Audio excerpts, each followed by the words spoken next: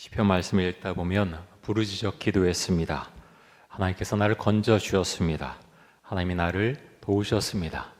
내가 주님을 의지합니다. 이런 표현들이 반복해서 나옵니다. 이런 표현들이 얼마나 정말 우리의 마음을 뭉클하게 하고 또 감동을 주는지 모릅니다. 이런 말씀 때문에 사실 우리는 시편 말씀을 읽고 또 감동을 받고 은혜를 얻는 것이죠.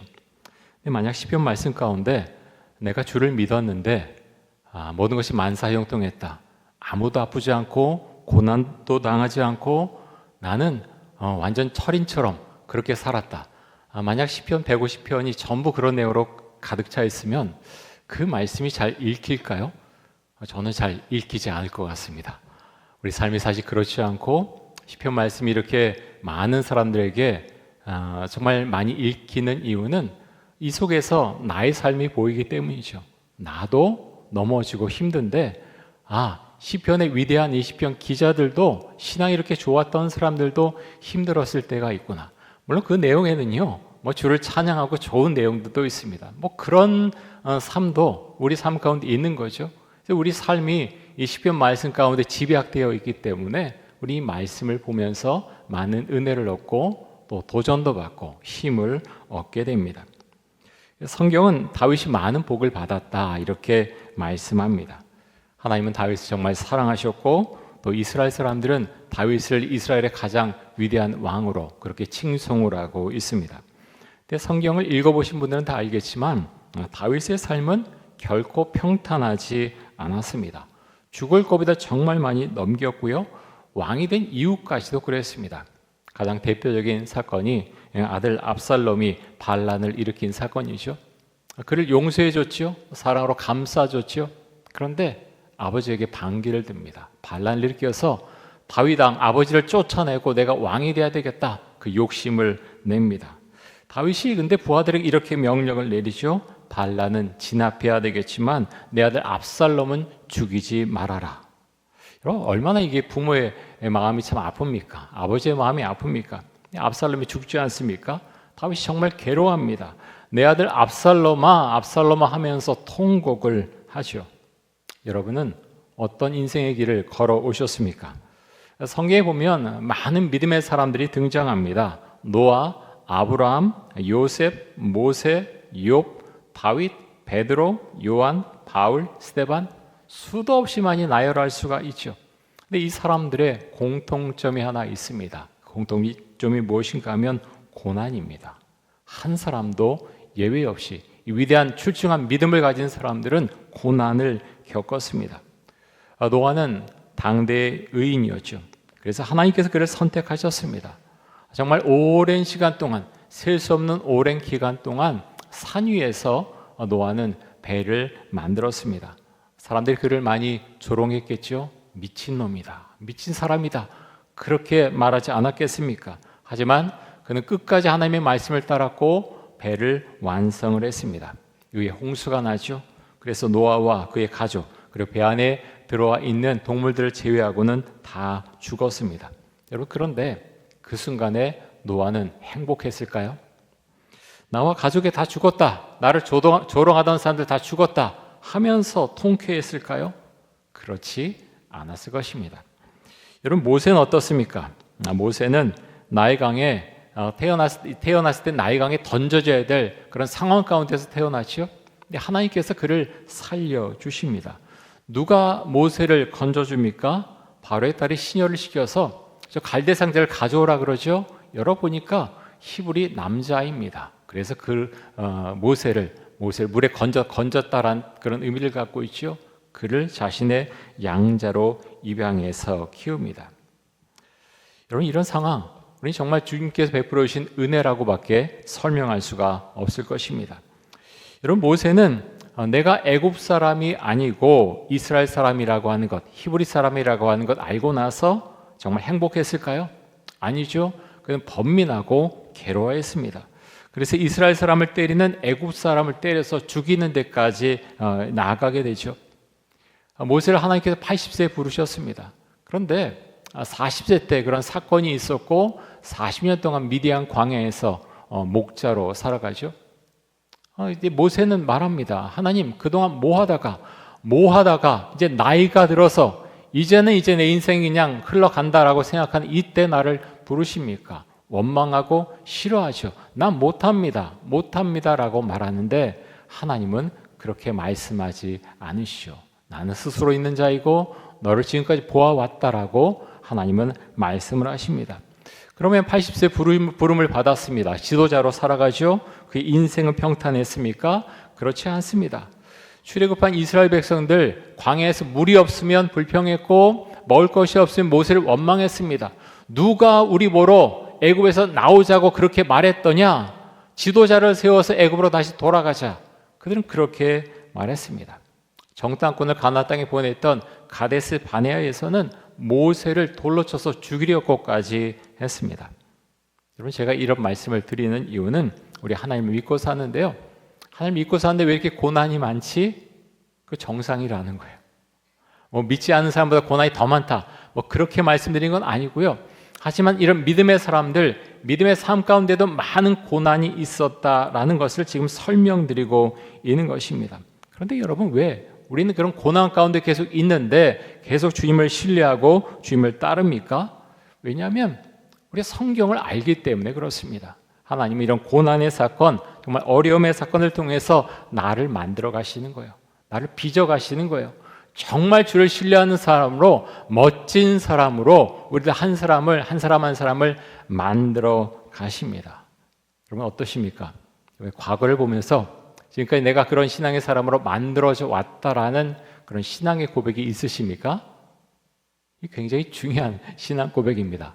나는 예수 믿은 지 50년 됐는데 70년 됐는데 나는 점점 신앙이 약해졌어. 시들시들해졌어. 정말 멋진 신앙의 사람으로 하나님께서 만들어주시길 원했지만 내 인생 그렇게 말하면 굉장히 우리의 인생이 슬프지 않습니까? 신앙의 삶이 온전치 않아지는 거죠. 하지만 내가 나이가 들어가고 내가 이전보다 힘이 없고 병도 자주 들고 그렇지만 내 인생을 멋지게 하나님께 붙들어 주셨고 그래서 나는 주님을 의지해 왔고 주의 손을 붙잡고 지금까지 걸어왔고 그래서 정말 주를 믿는 삶이 행복했다라고 말할 수 있다면 그 인생은 정말 멋진 신앙의 삶이었다. 그렇게 말할 수가 있는 것이죠.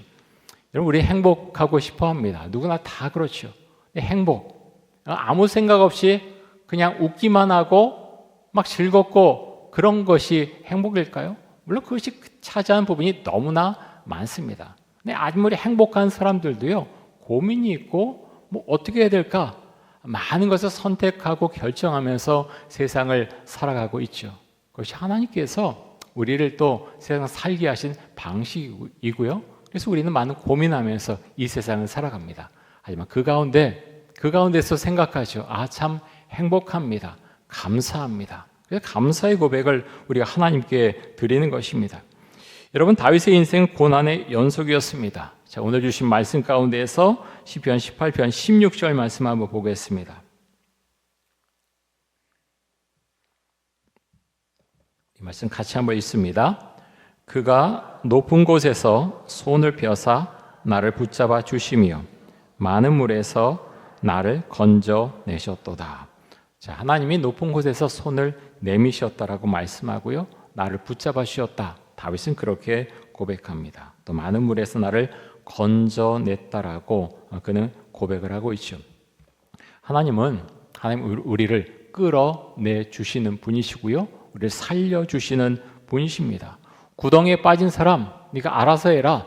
그렇게 두는 것이 아니라 손을 내밀어서 일으켜 세워주시는, 빠져나오게 해주신 분이 우리의 하나님이십니다. 왜 그러냐면 우리가 하나님을 믿는 순간부터 우리 하나님의 자녀고 또 하나님 우리의 아버지이시기 때문에 그렇습니다. 우리 교회에서 사용하는 큐티집, 큐티인에 보면 매일 묵상 간증 글이 있습니다. 지난주 나온 이제 묵상 간증글에 보면 이런 내용이 있어요. 여자분이신데요. 이분은 모태 신앙이었는데 고3 때 공부를 핑계로 교회를 떠났습니다.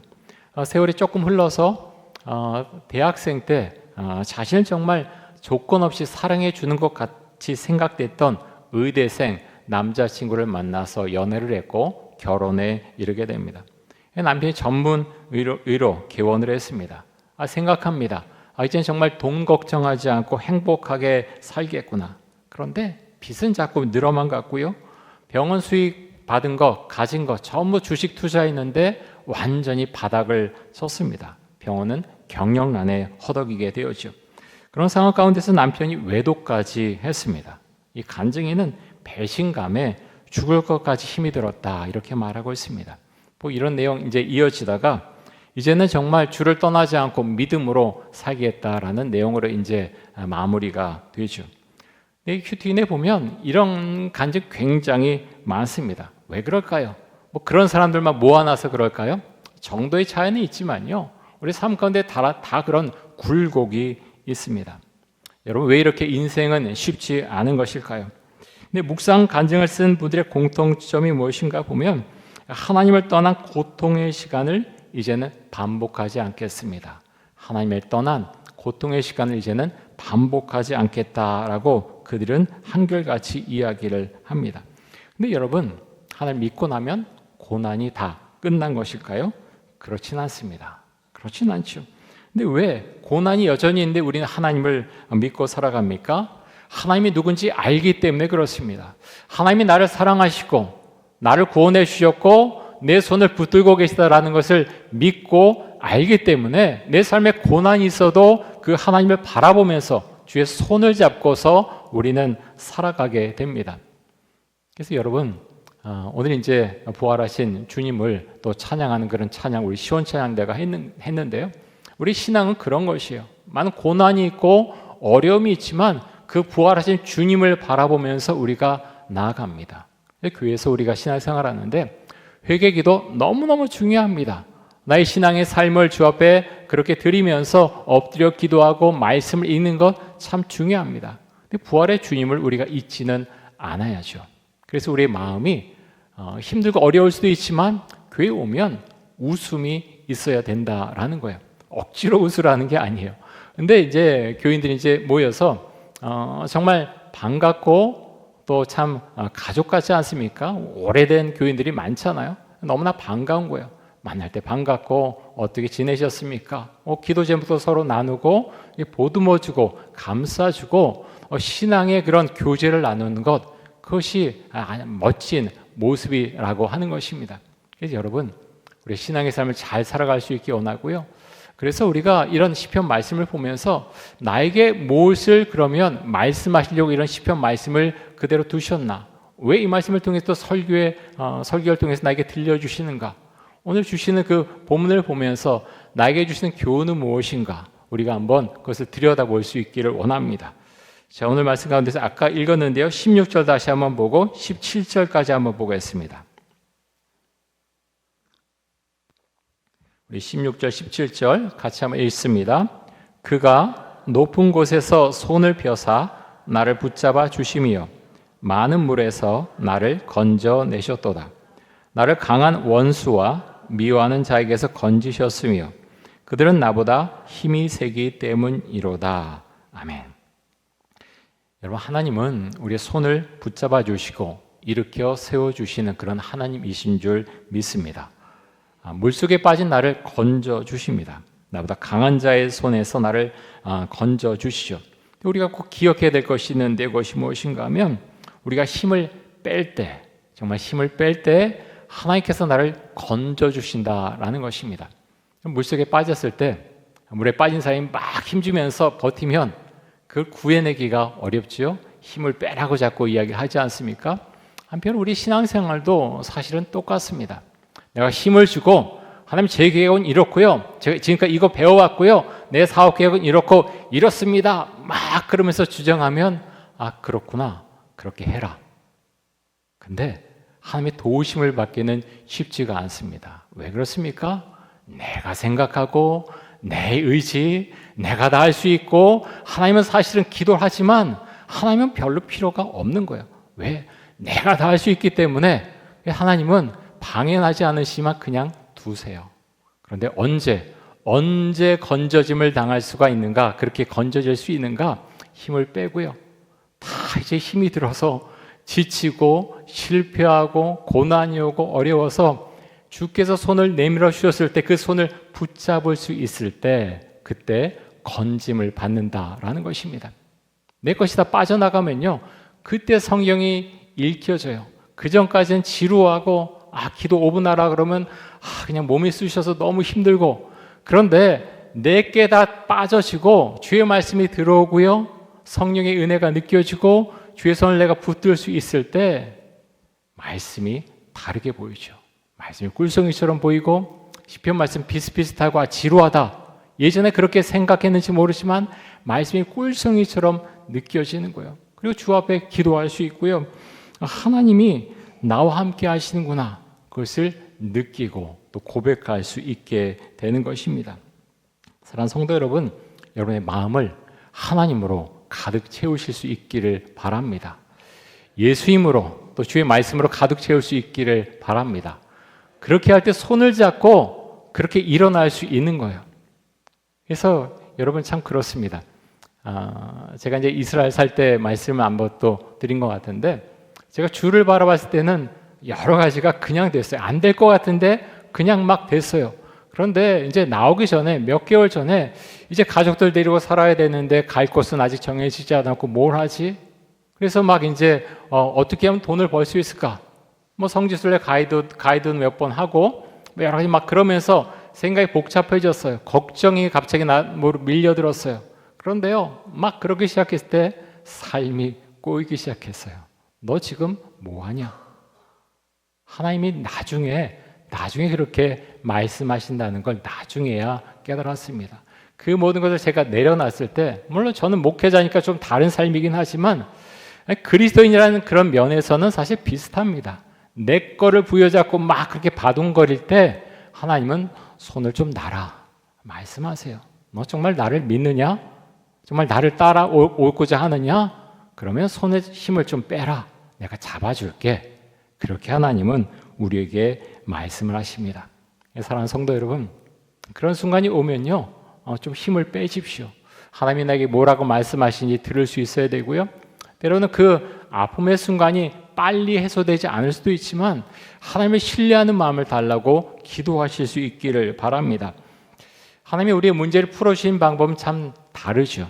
어떤 문제는 빨리 풀어주시는데요, 어떤 때는 굉장히 정말 답답하게 왜 그러시나 싶을 만큼 너무 천천히 그렇게 문제를 풀어주시는 때도 있습니다. 열왕기하 6장 후반부에 보면 아람 왕 베나닷 2세가 군대를 이끌고 북이스라엘을 공격하죠. 그래서 사마리아 성을 포위를 합니다. 몇 년 동안 포위를 하고 있으니까 백성들이 먹을 것이 없어졌습니다. 어느 정도 굶주렸느냐? 자신의 자녀를 그렇게 잡아먹을 만큼 비참한 상황에 이르게 되었습니다. 하나님께서 이 모든 상황을 순식간에 바꿔주십니다. 이때는 엘리사가 활동하던 시기죠. 엘리사가 이제 이 물건값이, 상황의 물건값이 이전에 전쟁이 일어나기 전으로 돌아갈 것이다 라고 하니까 한 장관은 그것을 믿지 않죠. 하지만 나중에 이런 일이 있고 나서 그 장관은 백성들에게 밟혀 죽고 맙니다. 아람 군대, 갑자기 엄청나게 큰 군대의 소리를 듣게 되죠. 그들은 놀라운 가운데에서 혼비백산에서 도망을 가게 됩니다. 철수한 그 군대가 남긴 것, 많은 것들이 남았죠. 은과 금과 의복과 음식이 남았습니다. 그것으로 말미암아 사마리아 성은 물가나 먹을 것이나 안정을 이루게 되었다라는 것입니다.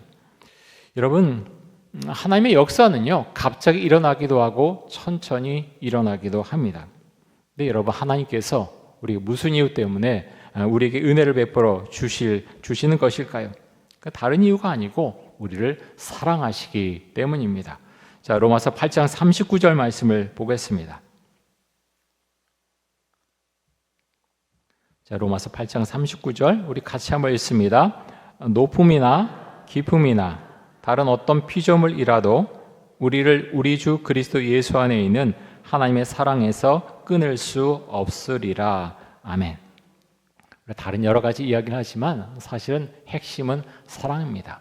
내가 하나님을 믿는 내가 하나님을 사랑하고 또 하나님이 나를 사랑하신다. 그것이 없어지지 않으면 우리 신앙은요, 계속 자라는 것이고 또 하나님의 도우심을 받고 우리는 살아가는 것입니다. 여러분, 우리가 잊지 않기를 원합니다. 우리의 상황에 상관없이 하나님 우리를 주목해서 계속 보고 계셨고 또 우리를 사랑하신다라는 것입니다. 다윗도 하나님의 사랑을 받았고 다윗도 하나님을 사랑했습니다. 그가 이렇게 고백을 하는데, 우리 오늘 본 말씀 가운데서 시편 18편 18절과 19절 한번 보겠습니다. 우리 같이 한번 읽습니다. 그들이 나의 재앙의 날에 내게 이르렀으나 여호와께서 나의 의지가 되셨도다. 나를 넓은 곳으로 인도하시고 나를 기뻐하심으로 나를 구원하셨도다. 아멘. 심각한 위기 상황에 갔을 때 하나님이 그냥 두신 것이 아니라 하나님을 의지하게 하셔서 위기 상황에서 벗어나게 하셨다. 다윗은 그것을 고백을 하고 있습니다. 넓은 곳으로 나를 인도해 주셨다. 이제 안전한 곳으로 나를 인도해 주셨다라는 거죠. 그러면서 다윗이 이렇게 고백합니다.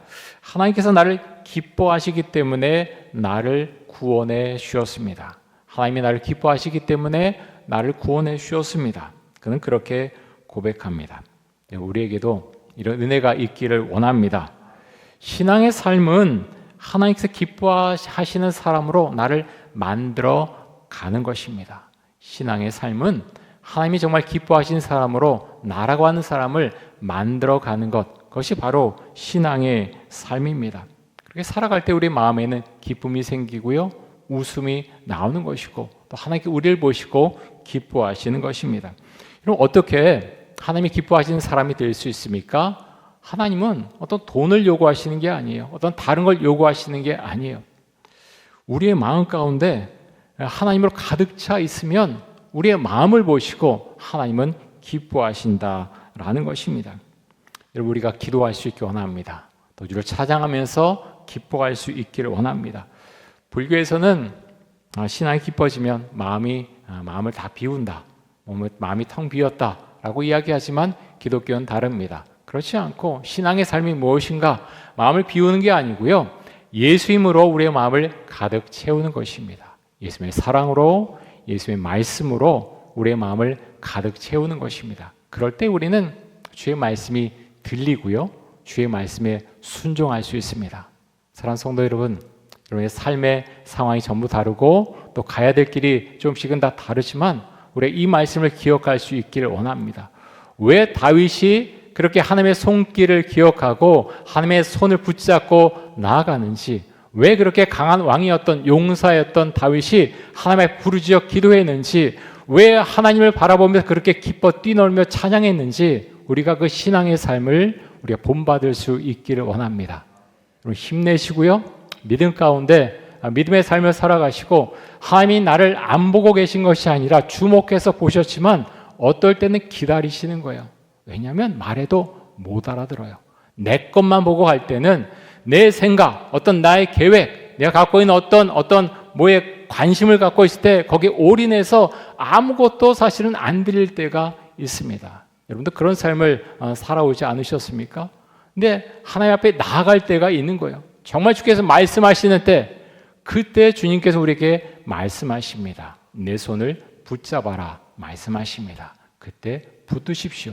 하나님께서 길을 인도해 주실 것입니다. 우리 함께 기도하겠습니다. 이 시간 기도할 때 예수님으로 우리의 마음이 가득할 수 있기를 원합니다. 주의 손을 잡고 내가 일으켜 세움을 받을 수 있게 원하고, 나를 물에서 건져주신 그 주님을 신뢰하며 주를 의지하며 살게 하여 주옵소서.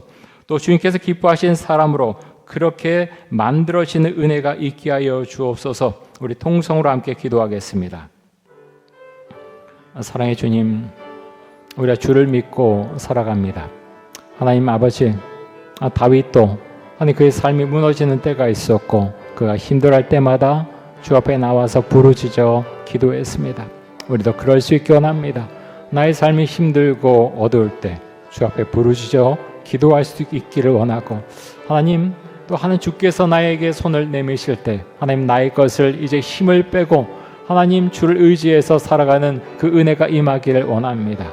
나의 생각과 나의 계획과 하나님 그런 모든 것을 하나님 내가 부여잡고 나아가는 것이 아니라 주께서 나에게 말씀하신 것이 가시고 새롭게 계획하며 새롭게 생각하고 새롭게 결단하고 새롭게 결정할 수 있기를 원합니다. 하나님의 은혜가 우리 가운데 10년 가운데 임하기를 원하고 우리 직장과 사업과 가정 가운데 임하기를 원합니다. 주께서 기뻐하시는 가정, 주께 기뻐하시는 삶의 여정을 우리가 살아갈 수 있기를 원합니다. 주님 말씀해 주시고 우리 삶에 관여해 주시고 우리 주를 신뢰하며 주의 손을 붙잡고 나아갈 때 하나님 우리의 삶의 길을 주님 인도해 주시고 정말 주로 인해서 기뻐하며 다윗처럼 그렇게 주님을 찬양하며 감사하며 살아갈 수 있기를 원합니다. 주님 감사합니다. 하나님의 은혜가 우리 교회에 있는 모든 가정 가운데 또 성도들의 삶 가운데 임할 수 있기를 원합니다. 주님 은혜를 베풀어 주옵소서.